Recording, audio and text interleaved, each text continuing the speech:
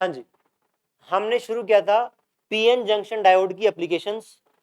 5 application मैंने बताई थी, half wave rectifier, full wave rectifier, आपका photo diode, solar cell, LED और एक जेनर डायोड और है। 6 एप्लीकेशन है, 2 हमने कर ली है, तीसरी स्टार्ट कर रहे हैं।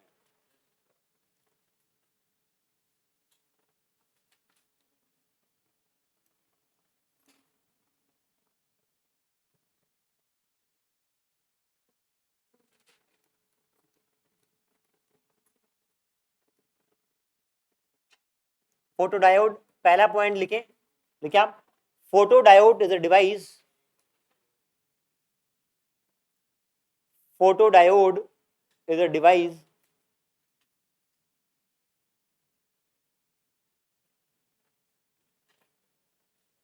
which converts which converts light energy into electrical energy।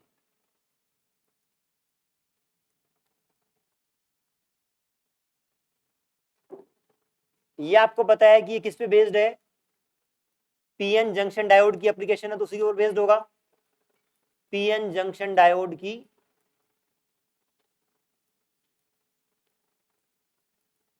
Application है। कैसे वर्क करता है देखते हैं।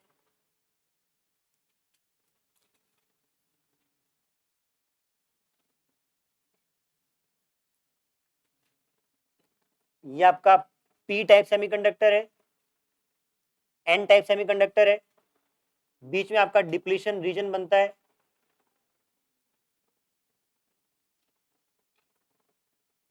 यहां नेगेटिव पॉजिटिव चार्ज होता है, इलेक्ट्रिक फील्ड आपका रहता है। यहां बीच में मान लें कि आपका मैंने एटम दिखाया है ना, ये एटम है आपका, इस एटम को मैं यहां दिखा रहा हूं।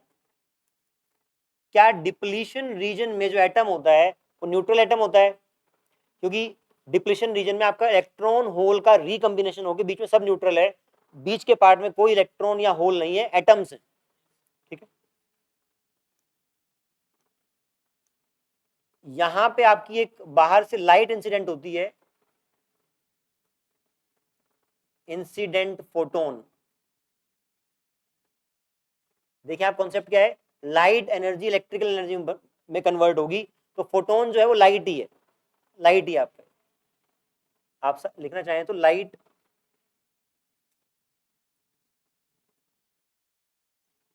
एनर्जी है। यहां पे जो एटम है ये इसका न्यूक्लियस, सराउंडिंग में इलेक्ट्रॉन चक्कर काट रहा है, एक फोटोन आया बाहर से, फोटोन की एनर्जी यदि सफिशिएंट है तो फोटोन इस इलेक्ट्रॉन की इस न्यूक्लियस से बाइंडिंग को ब्रेक करेगा और आपका क्या होगा, जो बाउंड इलेक्ट्रॉन है वो फ्री हो जाएगा।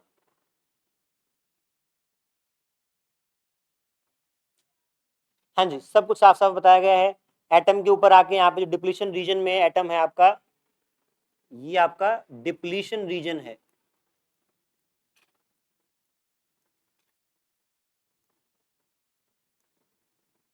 डिप्लीशन रीजन में आपके न्यूट्रल एटम्स हैं। मनु बिल्कुल चुपचाप यहाँ जा, यहाँ जा फटाफट 1 मिनट के अंदर। डिप्लीशन रीजन में सब होगा, इलेक्ट्रॉन फ्री हो जाएगा। जब इलेक्ट्रॉन फ्री हो गया तो आपका इलेक्ट्रिक फील्ड ऑलरेडी है, उस केस में इलेक्ट्रिक फील्ड की प्रेजेंस में वो मूव करना शुरू करेगा और फ्री इलेक्ट्रॉन मूव करेगा तो आपका करंट बनेगा। इस तरीके से आपकी लाइट एनर्जी जो है इलेक्ट्रिकल एनर्जी में कन्वर्ट हो जाएगी।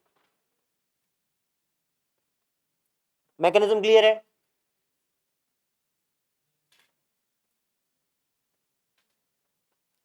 इस केस में हम इसको रिवर्स बायस करते हैं, सुनेंगे ध्यान से। थर्ड पॉइंट आप जो नोट करेंगे,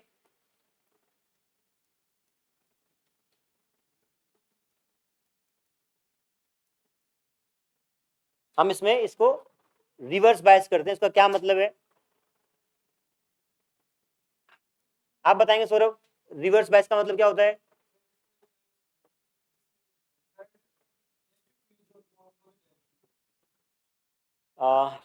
और बेसिक आप बताएं। हाँ, अगर P से पॉजिटिव टर्मिनल जुड़ा है बैटरी का और N से नेगेटिव जुड़ा है तो फॉरवर्ड बायस है, अगर उल्टा है तो रिवर्स बायस है। रिवर्स बायस में आपका पोटेंशियल बैरियर बढ़ जाता है और डिप्लीशन रीजन भी बढ़ जाता है। Depletion region is larger. ये बात क्लियर है ना? आपका डिप्लीशन रीजन बढ़ जाता है रिवर्स बायस में, अगर ज्यादा डिप्लीशन रीजन रहेगा तो मोर न्यूट्रल एटम्स,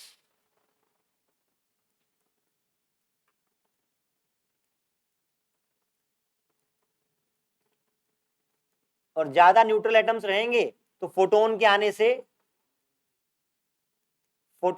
से ज्यादा more electron hole pair will generate.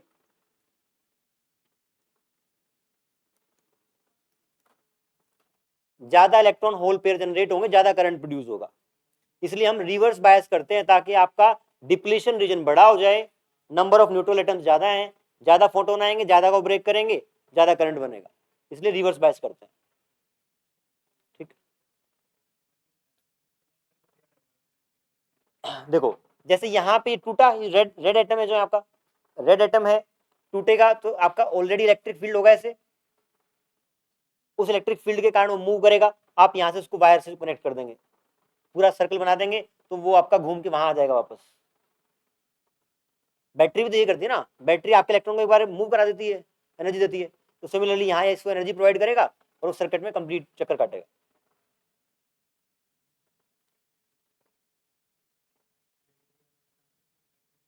नहीं छोड़ेंगे क्या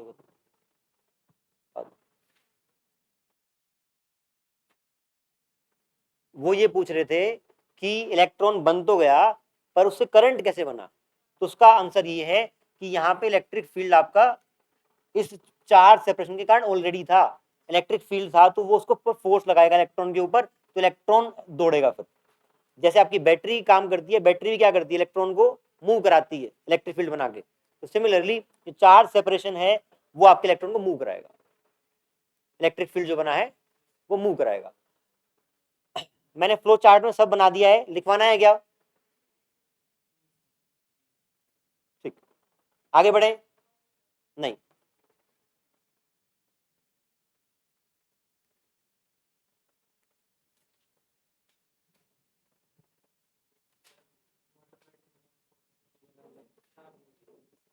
बाद में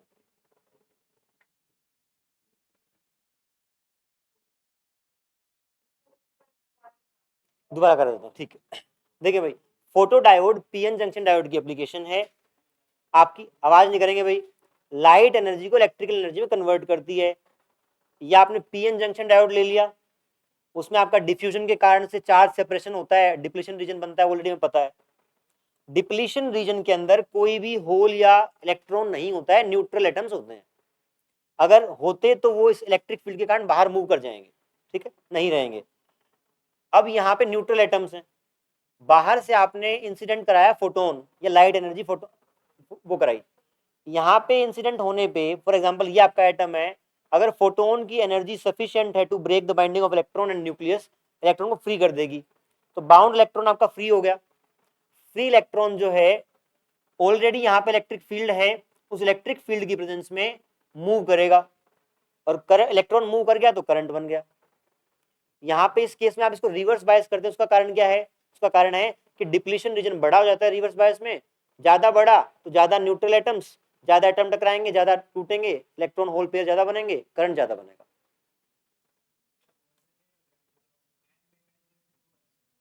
क्या कह क्या कह हम्म,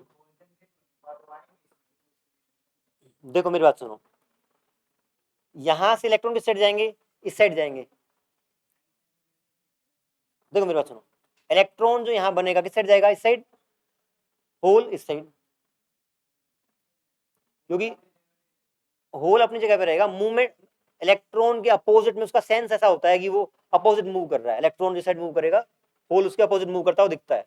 एग्जाम्पल आपको दिया था मैंने।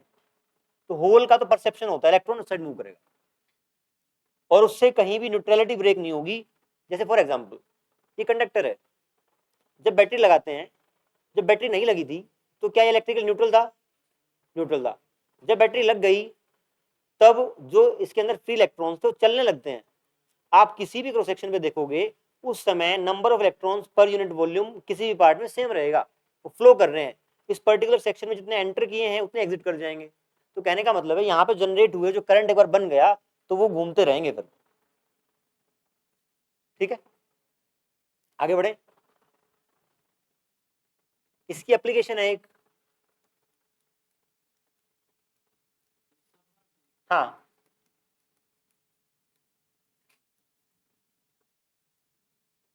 इसको आप काउंटर्स में यूज करते हैं, डोर ओपनर में,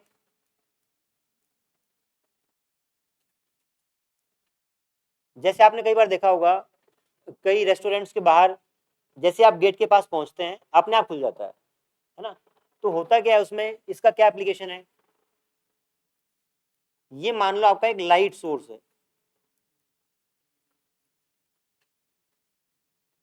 यहां पे आपकी एक फोटो डायोड है, यहां से लाइट जाएगी इस पे गिरेगी। जरूरी नहीं है कि लाइट विजिबल हो, हमें लाइट दिखती नहीं है। इलेक्ट्रोमैग्नेटिक रेडिएशन आपकी IR और किसी और रेंज की हो सकती है जो हमें दिखती नहीं है पर होती है, वो यहाँ पे टकरा रही है। और टकरा के फोटो डायोड पे क्या होता है, लाइट टकराई, इलेक्ट्रॉन होल पेयर जनरेट होगा। अगर आपने सर्किट बना रखा है तो वो करंट एस्टेब्लिश हो जाएगा। ठीक है, जैसे ही कोई आदमी इसको ऑब्स्ट्रक्ट करेगा,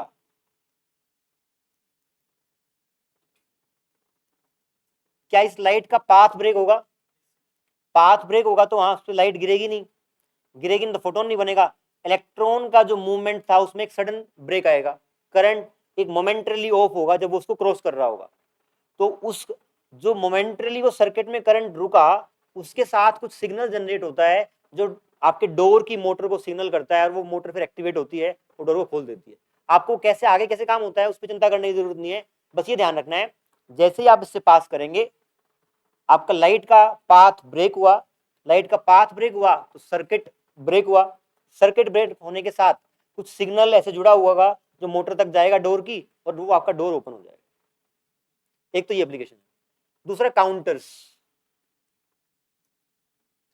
काउंटर्स का मतलब है क्या अगर इस दरवाजे से कितने नंबर, मतलब इन दोनों के बीच में से कितने नंबर ऑफ पीपल पास कर गए हैं, क्या उसको काउंट कर सकते हैं?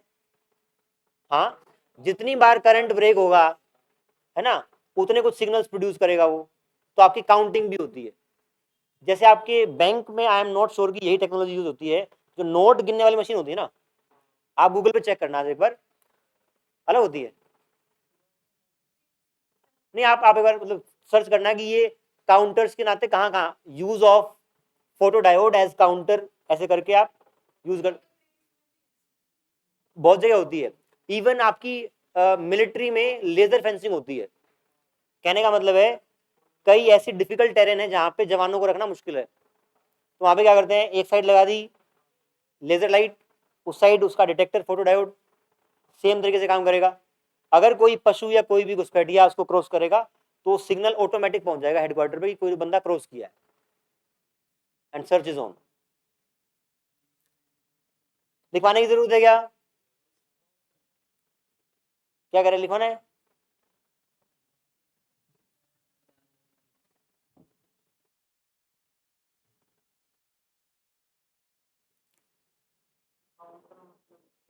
काउंट करना, हाँ गिनती करना।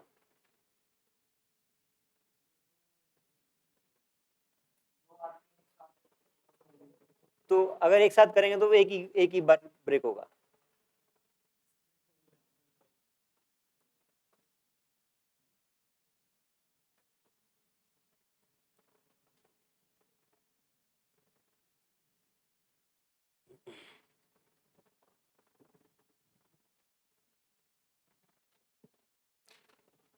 नेक्स्ट आपका solar cell.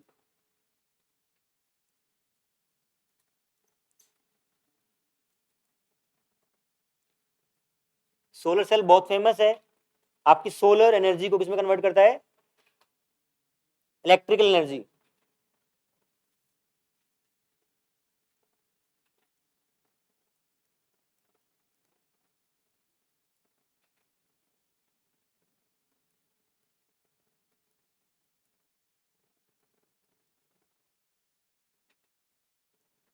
Solar cell is a device which convert solar energy into electrical energy.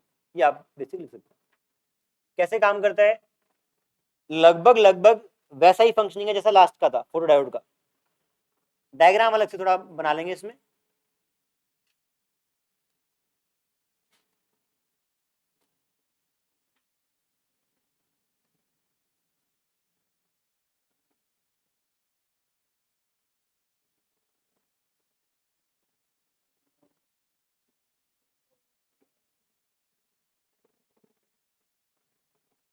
ये आपका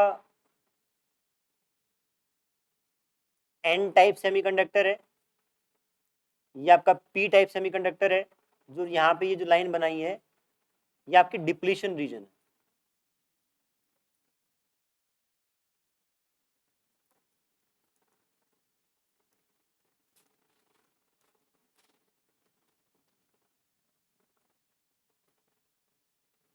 ये जो ऊपर की साइड वाला सरफेस है ये आपका थिन है एज कंपेयर टू नीचे वाले, इसका कारण बताऊंगा अभी।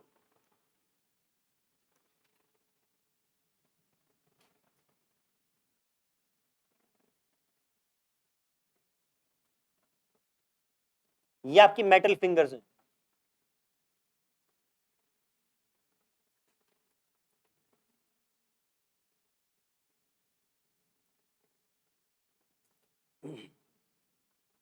इन मेटल फिंगर्स को यहां से आप कनेक्ट करते हैं नीचे वाली लेयर पे।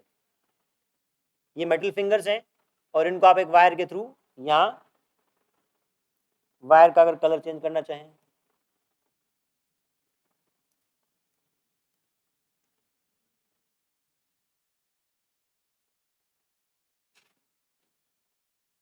इस वायर को ऐसे कनेक्ट कर देंगे हम। हाँ जी, नहीं ये तो इसका सरफेस है। हाँ हाँ, वो डी बीच में आ गया था। ठीक है,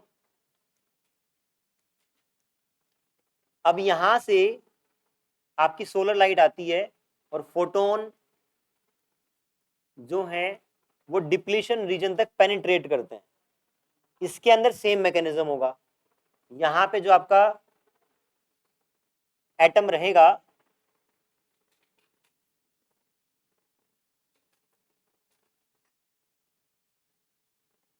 ये आप इसको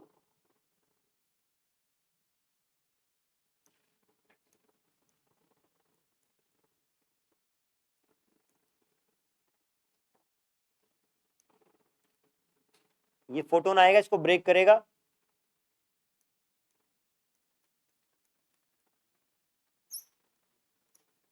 फ्री इलेक्ट्रॉन्स, यहाँ पे फ्री इलेक्ट्रॉन जनरेट होंगे और ये इलेक्ट्रॉन आपके जो फिंगर, ये आपके मेटल फिंगर्स है ना, ये प्रोड्यूस इलेक्ट्रॉन को एब्जॉर्ब करने के लिए है। क्या है, फ्री इलेक्ट्रॉन जो यहाँ प्रोड्यूस हुए, एब्जॉर्ब्ड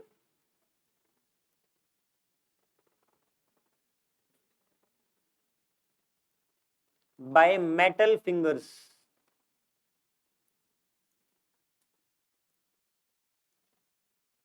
वही वाला सवाल कि यहाँ पे इलेक्ट्रॉन प्रोड्यूस हुए, ऊपर गए कैसे, इलेक्ट्रिक फील्ड के कारण। इलेक्ट्रिक फील्ड के कारण इलेक्ट्रॉन ऊपर जाएंगे, इसके थ्रू पास करेंगे, वायर कनेक्ट कर रखी है, सर्किट कंप्लीट हो जाएगा। अगर आपको इसको बिजली को यूज करना है तो यहाँ पे आप कहीं पे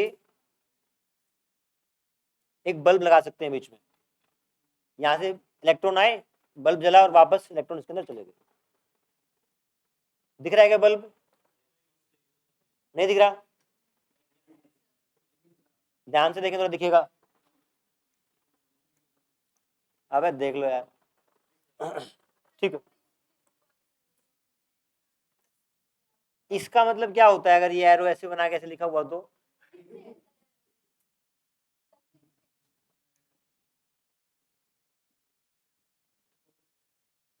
ठीक है, ठीक है भैया, ये आपके इलेक्ट्रॉन्स प्रोड्यूस हो गए यहाँ पे, ऊपर मेटल फिंगर्स ने एब्जॉर्ब किए, वायर के थ्रू नीचे आ गए, सर्किट कंप्लीट हुआ, करंट आपका बन गया। इस तरीके से आपका करंट बन जाएगा। यहाँ पे कोई बायसिंग नहीं होती, ध्यान रखेंगे। Third point, no biasing is there. Fourth point, जो यहाँ पे मेटल फिंगर्स हैं वो इसका 15% एरिया कवर करती हैं। मेटल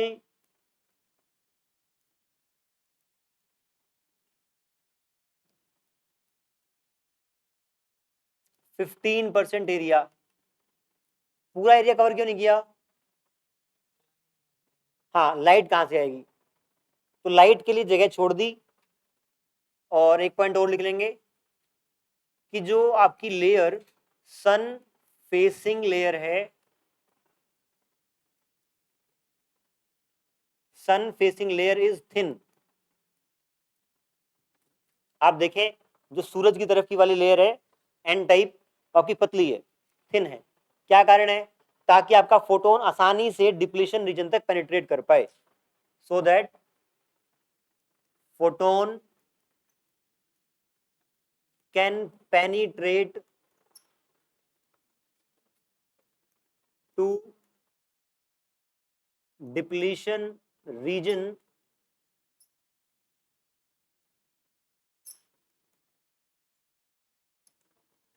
इजीली, आसानी से वहां तक पहुंच पाए। नोट कर लें पॉइंट्स।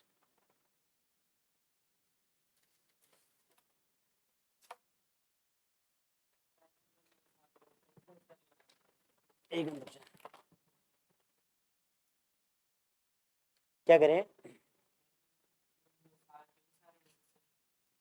हाँ, वैसे देखो सोलर सेल में क्या करें, हाँ ऐसे बहुत सारे टुकड़े टुकड़े टुकड़े होते हैं, उन सब का करंट इकट्ठा करके फिर आप फ्लो कराते हैं। ठीक है, तो क्या ये जो आपका, अभी हम एलईडी डिस्कस करेंगे, क्या ये एलईडी है क्या? ये स्क्रीन स्क्रीन एलईडी है क्या? आपकी टीवी की स्क्रीन आजकल एलईडी आती है यार। तो उसके बाद में डिस्कस करेंगे, पहले आप इसको नोट कर लें।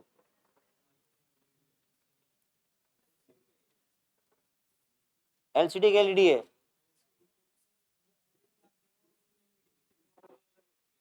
ठीक है भाई, आई एम नॉट श्योर। अच्छा, ये कह रहे हैं एलसीडी है ये। चलो चेक करना आप लोग, ये एलसीडी की एलईडी है।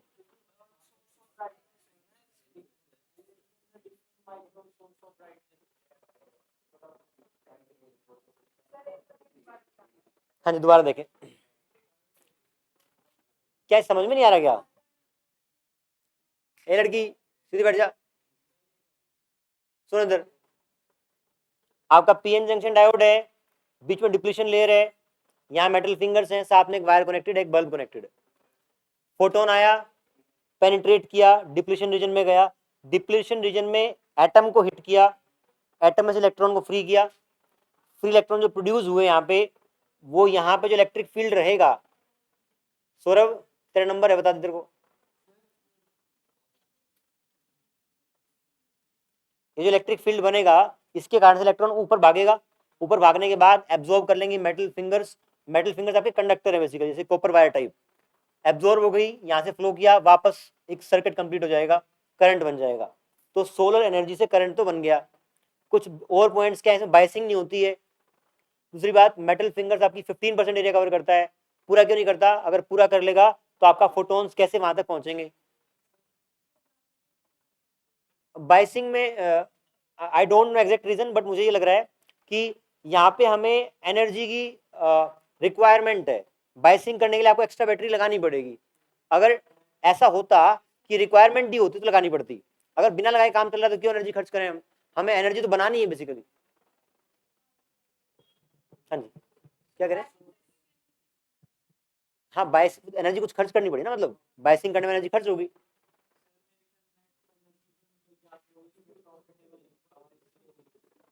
आगे बढ़े।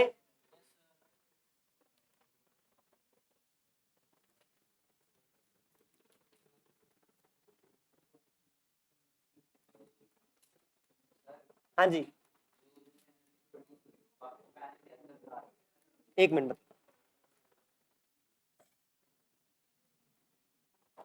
देखो होता क्या है, अगर एक वायर में किसी भी कारण से इलेक्ट्रॉन फ्लो किया, क्या वो सफिशिएंट है मतलब कुछ भी यूटिलिटी के लिए? जब तक उसमें हम कोई एक्सटर्नल चीज नहीं लगाएंगे जो उस फ्लो ऑफ इलेक्ट्रॉन को यूटिलाइज कर पाए, तो एनर्जी वेस्ट हो गई, हीट में कन्वर्ट होकर भाग जाएगी। आपने उसको बल्ब बल्ब जोड़ दिया तो वो हीट आपकी लाइट में कन्वर्ट हो जाएगी, ठीक है ना। इस तरीके से इलेक्ट्रॉन का फ्लो मेंटेन रहेगा, बट आप बीच में एनर्जी यूज करते रहेंगे।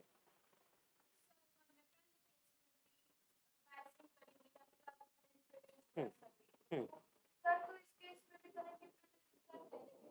हाँ देखो, फोटो डायोड में हमें क्या करना है, आपको बेसिकली वो काउंटर की तरह यूज करना है। वहां पे उसको इलेक्ट्रिसिटी उस तरीके से यूज नहीं करना, दोनों का यूज अलग अलग है, बेसिक मैकेनिज्म सेम है। मैं भी इसको सर्च करता हूँ, मुझे भी एक्जैक्टली नहीं पता कि दोनों के में बाइसिंग और एक में नहीं करते। आप भी देखना। आगे बढ़े। Light emitting diode,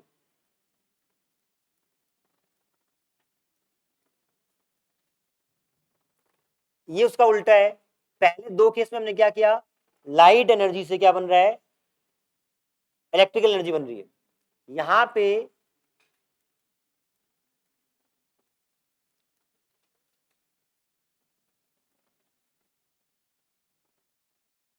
LED is a device which converts electrical energy into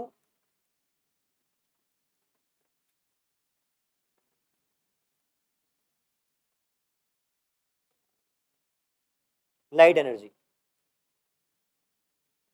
ये आपका फर्स्ट पॉइंट। कैसे काम करेगा देखते हैं। पीएन जंक्शन डायोड की एप्लीकेशन है, तो पीएन जंक्शन डायोड तो होगा ही होगा।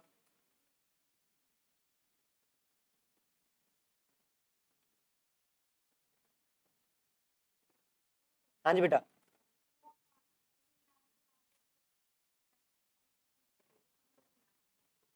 अच्छा, चलो मैं ट्राई करता हूँ थोड़ा साइड में होने की, बट थोड़ा डिफिकल्ट भी है।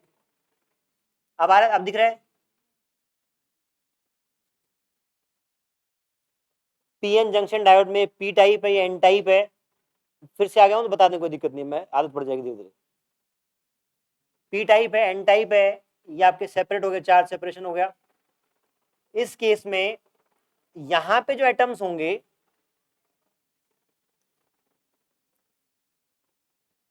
यहां पे जो न्यूट्रल एटम्स हैं,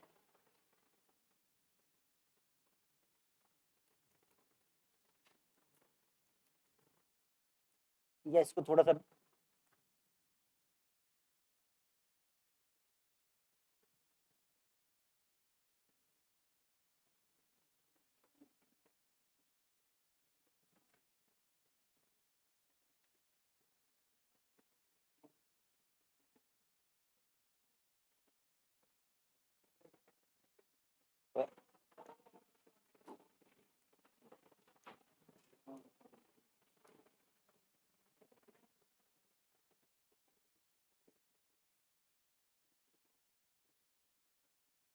ये आपका पीएन जंक्शन डायोड है, चार्ज सेपरेशन हो गया है, बीच का रीजन आपका डिप्लीशन रीजन। इसको आप फॉरवर्ड बायस करते हैं, पहली बात तो समझेंगे क्यों करते हैं। क्या करें, नहीं लेना, फॉरवर्ड बायस करते हैं। फॉरवर्ड बायस करने से क्या होता है, आप ये बताएं पहली बात तो, एक पोजीशन पर जाकर ये चार्ज सेपरेशन रुक जाता है, ऐसा क्यों?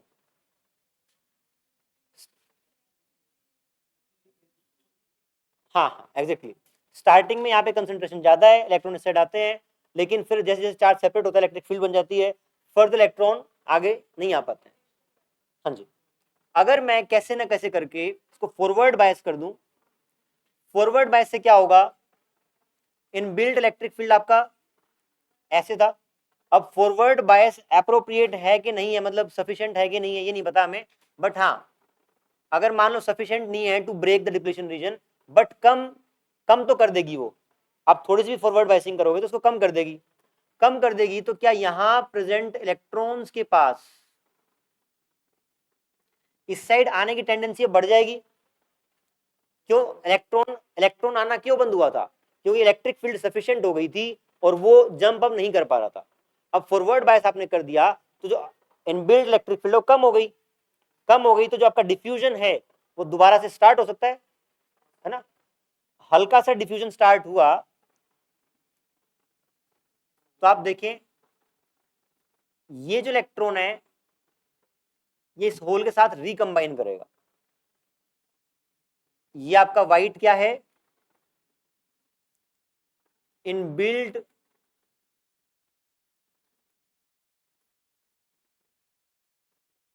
इलेक्ट्रिक फील्ड है। ये रेड क्या है आपका,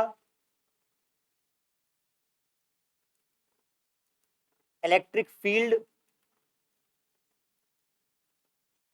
ड्यू टू फॉरवर्ड बायसिंग, ठीक है। इसके कारण से आपका नेट इलेक्ट्रिक फील्ड घट गया, तो यहां से इलेक्ट्रॉन की टेंडेंसी होल के साथ रिकंबिनेशन की हो गई है।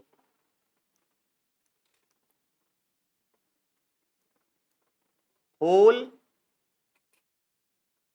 And electron recombine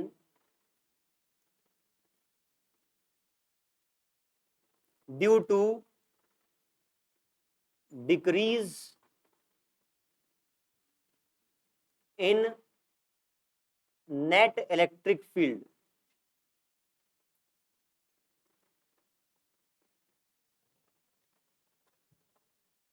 net electric field आपका कम होने के कारण वहां से इलेक्ट्रॉन जंप करके होल के साथ रिकंबाइन कर जाएगा। रिकंबाइन करने का मतलब है वहां पे एक होल था, होल अब बॉन्ड बन जाएगा। इलेक्ट्रॉन पहले फ्री था, अब वो बॉन्ड बना लेगा। तो यहां वाला इलेक्ट्रॉन क्या कंडक्शन बैंड में था, सब लोग बताएं।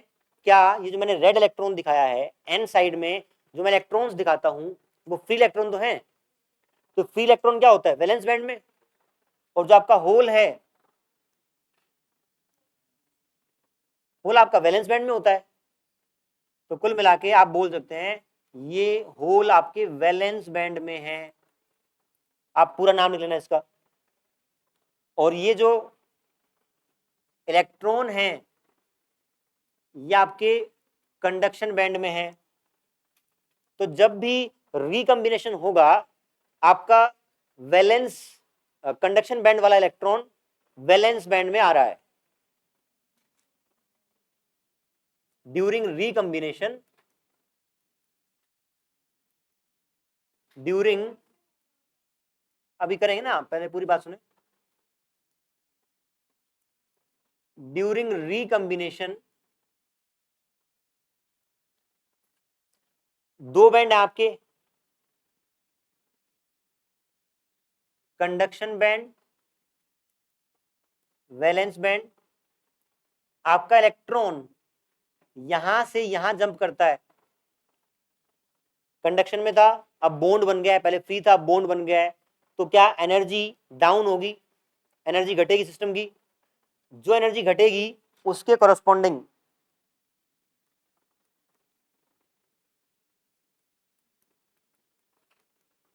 फोटोन रिलीज हो जाएगा।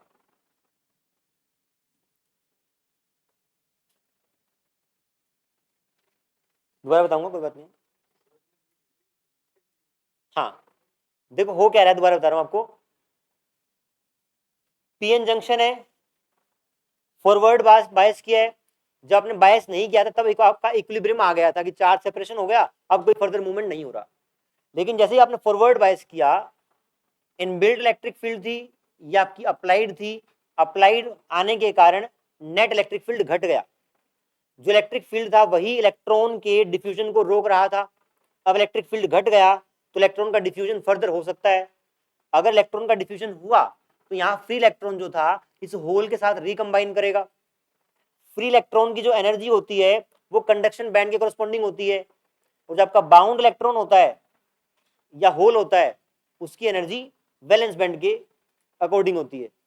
तो यहां से यहां आने का मतलब ही क्या है कि आपका इलेक्ट्रॉन कंडक्शन बैंड से जो फ्री था अब बाउंड हो गया है। अगर फ्री था बाउंड हो गया तो एनर्जी घट गई उसकी, है ना। जितनी एनर्जी घटी है उस एनर्जी घटने के कॉरस्पॉन्डिंग आपका फोटोन रिलीज होगा, और फोटोन आपका क्या, लाइट है।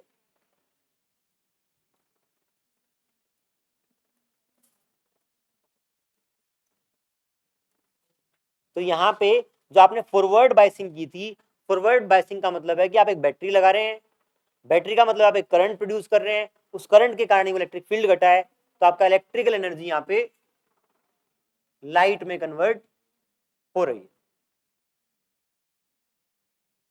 ठीक है, अब जितना ये एनर्जी गैप होगा उसी एनर्जी गैप के कॉरेस्पॉन्डिंग आपका फोटोन रिलीज होगा। ठीक है, अगर मैं एलईडी बनाऊं सिलिकॉन की, सुनेंगे ध्यान से बहुत, अगर मैं LED is made up of, आप यहां पे अगले इसमें,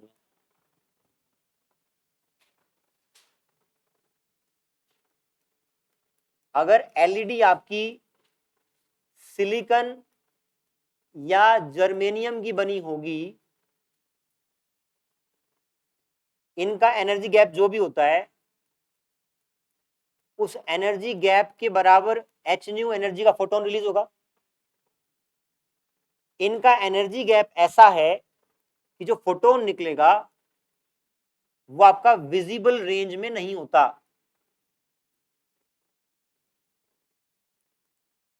दोबारा बोल रहा हूं एक बार, आपके कंडक्शन बैंड और वैलेंस बैंड में जितना अंतर है उस अंतर के कॉरेस्पॉन्डिंग फोटोन रिलीज होगा।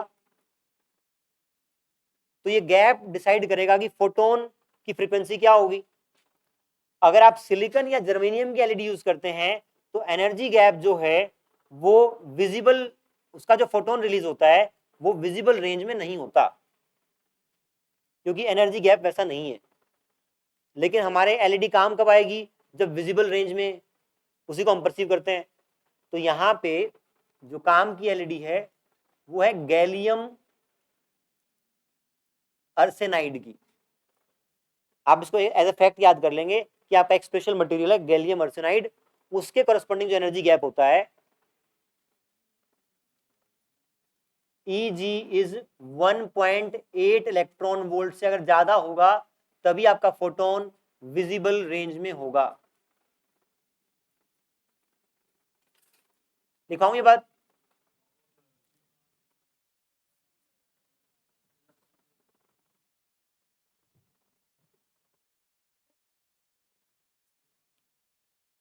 लिखें,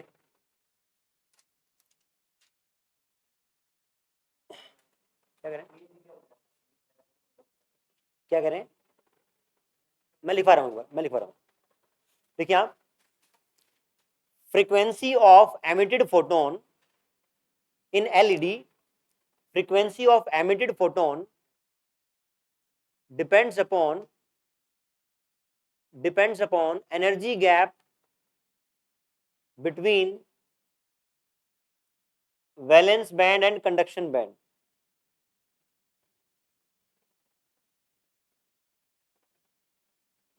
Frequency of emitted photon depends upon the energy difference of conduction band and valence band. Full stop. If Eg is greater than 1.8 electron volt, Eg is energy gap. If Eg is greater than 1.8 electron volt, then emitted photon lies in visible range. Lies in visible range. Full stop. Energy gap या Eg in case of silicon and germanium, Eg in case of silicon and germanium is less than 1.8 electron volt, is less than 1.8 electron volt.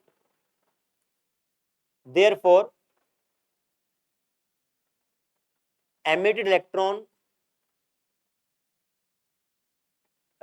photon do not lie in visible range. Full stop. Therefore, Si and Ge, silicon, germanium, are not used in LEDs. Silicon and germanium are not used in LEDs, full stop, and gallium arsenide is appropriate material. Gallium arsenide, ये रहा, कहाँ लिखा था, अगले पन्ने में, gallium arsenide is appropriate material for making LEDs.